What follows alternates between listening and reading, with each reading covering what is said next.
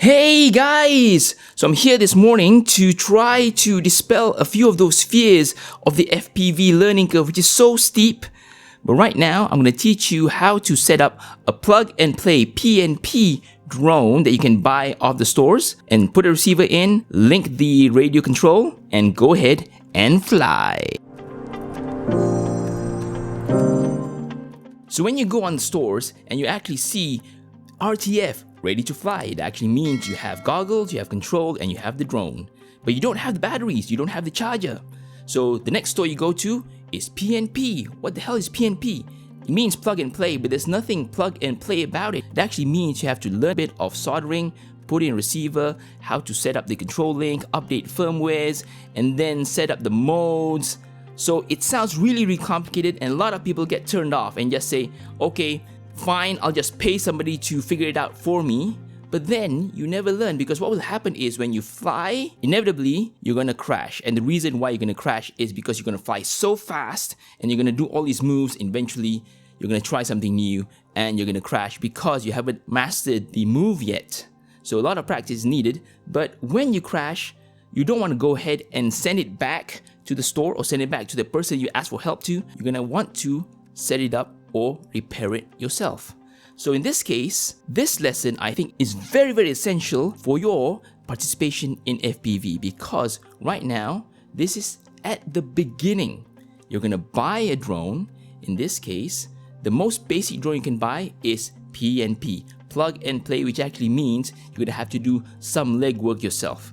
So today it's gonna be a bit long, so you're gonna see the timestamps at the bottom. You can go skip to whichever time you want and go ahead and learn. But what we're going to do here basically is take a PNP drone, open it up, read the manual and see where to set it up, okay? And then put in a receiver, which basically is a small chip that receives the signal from your controller, and then link the receiver to your controller. So there's a lot of options you can use out there. You can use FreeSky, you can use DSMX, you can use Spectrum. These are all legacy controls which a lot of people don't use anymore, especially in FPV. And the more popular ones are just like Crossfire, Ghost, and the most recently available for all the FPVers out there is ExpressLRS.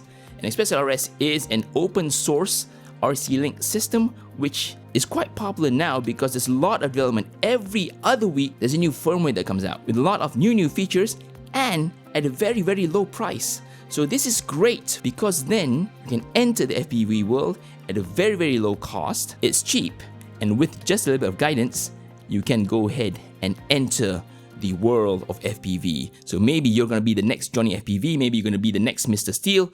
Who knows? Stay tuned and let's go start the lesson. What we have here are budget-friendly options. You have the Betaflight Radio 3 SE, you have the HGLRC KT20, an awesome Cinewhoop that mimics the shape of a go-kart, and ExpressLRS for the win. I have the EP2 receiver here. But without further ado, let's just open up the box and look at the options and see how pretty it is. It has yellow, black and blue bumpers. But let's put that aside, and now let's focus on trying to get access to the flight controller, because you need to solder on to make it ready to fly versus PNP. So the first things first, you have to now unscrew the guard. Let's get our trusty hex screwdriver.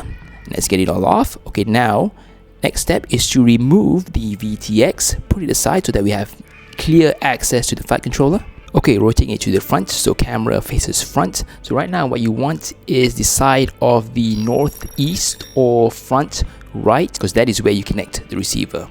So right now the KT20 is already pre-soldered on the S-Bus pad. S-Bus is for the legacy connections, which you don't want. In this case we want ExpressLRS, which needs the RX and TX. The EP2 only needs the RX and TX, so the flight controller to be connected to its own pad for them to talk to each other. Okay, so step one on the KT20 is to now swap the wires from the S-Bus pad to the RX pad. So now it is time to connect the RX to the FC. So we've already prepared the pads on the FC, so now we have to solder the EP2 pad and then solder the connections exactly how I have illustrated it above. We now connect the smoke stopper, and then by turning on the button, it actually limits the flow to maximum of 2 amps, protecting electronics, and indeed the EP2 is in bind mode with a slow flashing LED. So as we confirm the electronics are okay, now we can secure the wires, secure the EP2 to the frame using a few zip ties, and we're good to go. Alright, now so we need to update the EP2. We connect to the flight controller because I want to use the flight controller Betaflight pass-through. I confirm that the firmware is at 2.0. I confirm that the bind phrase is what I selected, and then while it compiles, it then flashes the firmware through the SB to the flight controller to the receiver. So the only thing we need to do with the controller now is connect the USB to a turned off Literadio 3 SE. With the red light, you can now connect to Betafpv configurator. So to start, you connect in the RC controller activation mode. So you have version 2.0, the firmware is correct. You are in the right model. So Literadio 3 SE mode 2. And then you're also going to check they've chosen the maximum packet rate because you want the lowest latency. So you're going to choose 500 Hz. This is why everybody loves ExpressLRS, right? You have 500 Hz. And then you're also going to make sure that your bind phrase matches the bind phrase that you put inside the receiver. So I put RTF in the receiver. I'm going to put RTF here.